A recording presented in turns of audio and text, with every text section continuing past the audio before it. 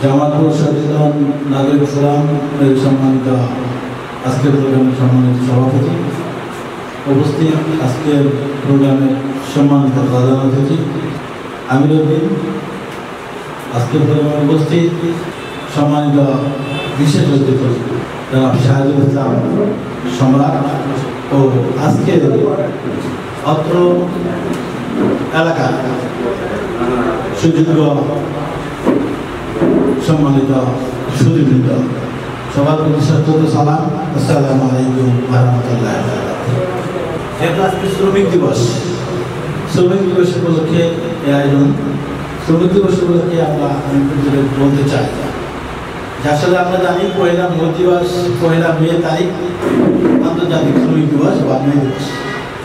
আসলে এই দিবসটি তাৎপর্য, দিবসটি আসা যাওয়া আমরা এটার অনেক বিষয় জানি না, এর ইতিহাস অনেক বড় আসলে। তারপরে সংক্ষিপ্ত আকারে দু একটি কথা না বললে না, এই দিনে না বললে আর তো কোনো বলার দিন নাই, তাই আমি সংক্ষিপ্তভাবে একটি কথা বলতে চাই এবং সে আলোকে সবার ধৈর্য এবং সহিষ্ণুতা কামনা করছি। প্রথমে যে কথা বলতেছিলাম আসলে তৎকালীন অবস্থায় যে আন্দোলন হয়েছিল যে 8 ঘন্টা শ্রম দেব, 8 ঘন্টা বিশ্রাম করবো, 8 ঘন্টা বিনোদন করবো, এই 24 ঘন্টায় দিন কাটবে। তখনকার দেখা গেছে যে দীর্ঘ সময়ে এই 12 ঘন্টা 14 ঘন্টা শ্রম দিতে হয়েছে, ফলে দেখা যাচ্ছে যে 12 ঘন্টা 14 ঘন্টা শ্রম দিতে সেই পরিমাণে যোগ্যতা পায় নাই। তখন সেই আন্দোলনে তারা নেমেছে। বিশেষ করে প্রথম শুরু হয়েছে 1884 সালে, তখন একটা শ্রমিকরা একটা সম্মেলন করেছে। সেই সম্মেলনের মাধ্যমে তারা সেই আন্দোলন ধাবিত করেছে।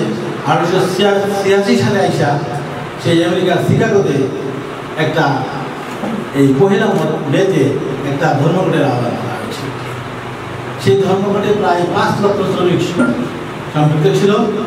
সেইখানে তৎকালীন সরকার এবং শ্রমিকদের সাথে সংঘর্ষে 10 জন নিহত হয়েছিল। পরবর্তীতে আবার এবার 1 তারিখ হওয়ার পরে 3 তারিখ বিক্ষোভ মিছিলে ধারণ করে বিক্ষোভ মিছিল শুরু হয়। বিক্ষোভ মিছিল শুরু হলো, সেখানে পুলিশের সাথে সেই গোলাগুলির বিনিময়ে দেখা যায় তখনও 6 জন লোক মারা যায় এবং 4 জন যারা কেন্দ্রীয় শ্রমিক নেতা ছিল তাদেরকে গ্রেপ্তার করে এবং তাদেরকে রাষ্ট্রবিরোধী কাজ করার জন্য তাদের নামে মামলা করে সর্বোপরি তাদেরকে ফাঁসির কাজটি ঝোলানো হয়। এরপরে দেশ বিদেশ সহ এই শ্রমিক আন্দোলনের আস্তে আস্তে ব্যাপকতা ছড়িয়ে পড়ে।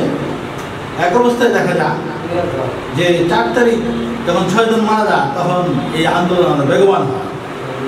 বেগবান হলে এই আন্দোলনের প্রেক্ষাপটে দেখা যায় যে 1889 সালে এটা প্যারিসে একটা সম্মেলন হয়।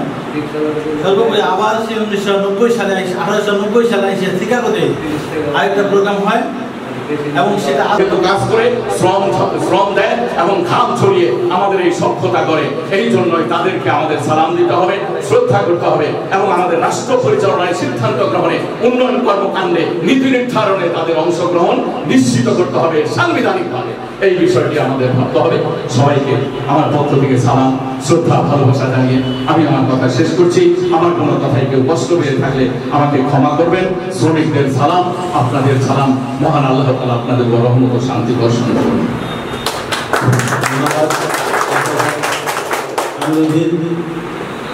আমরা স্যারের বক্তব্য পরবর্তীতে আল্লাহ বড় করে আয়োজন করে শুনব। আমরা আসলে স্যারের বক্তব্যে মুগ্ধ, তার কথাগুলি আমাদের জীবন চলার পথে অনেক কার্যকরী। সেক্ষেত্রে আল্লাহ যদি তৌফিক দেয় আমরা আমাদের মাঠ আছে, সমস্যা নাই। পরবর্তীতে আমাদের এই জাতীয় ফোরামের পক্ষ থেকে আমরা আবার প্রোগ্রাম করবো। স্যারের বক্তব্য স্যারও আমরা জানি যে 4-5 ঘন্টা কাজের বক্তব্য দিতে পারে, এই যোগ্যতা তার আছে। যাই হোক আমরা শুনবো। স্যারকে ধন্যবাদ। এ পর্যায়ে সর্বশেষ দোয়া করার জন্য করবেন অত্র এলাকার মসজিদের মুফতি মাওলানা মোহাম্মদ মিজানুর রহমান। ربنا آتنا في الدنيا حسنة وفي الآخرة حسنة وقنا عذاب النار.